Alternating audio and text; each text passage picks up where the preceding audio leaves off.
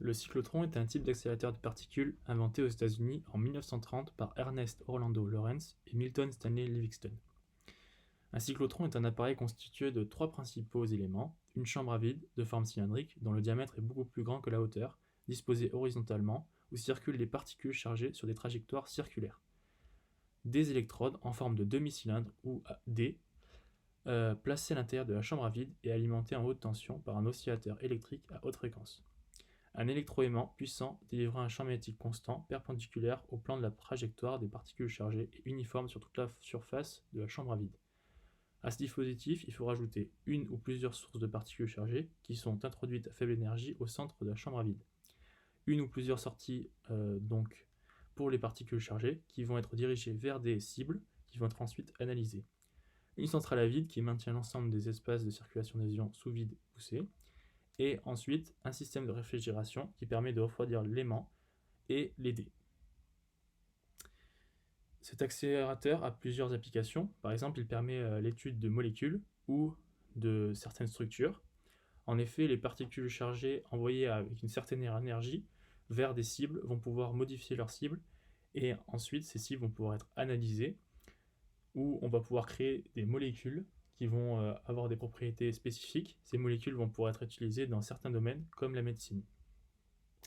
Maintenant, on va passer à une petite application avec cette simulation.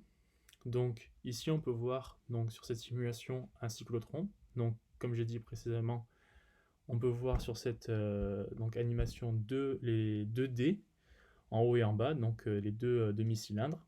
Un générateur U qui va délivrer une tension alternative, donc en faisant varier le plus et le moins au niveau des 2D, et une partie verte, qu'on voit en haut à gauche, qui va correspondre à la cible, et dans cette cible, on va pouvoir placer, ce que j'ai dit tout à l'heure, des éléments qui vont pouvoir être analysés, ou des éléments qui vont pouvoir être modifiés, pour après être utilisés dans certains domaines, comme la médecine.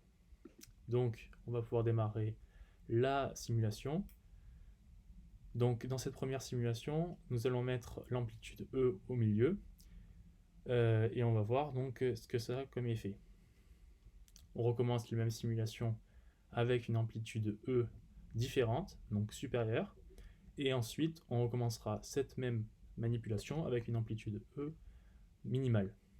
Ce qu'on va observer, c'est que les particules qui vont décrire des trajectoires circulaires, comme l'a dit précédemment, vont faire plus ou moins d'arcs de cercle, et plus l'amplitude de E sera élevée, moins ils vont faire d'arcs de cercle, donc de cercle, et plus l'amplitude de E sera faible, plus ils vont faire de cercles. Donc après on verra ceci dans les TD avec le calcul du rayon de ces cercles pour les particules chargées.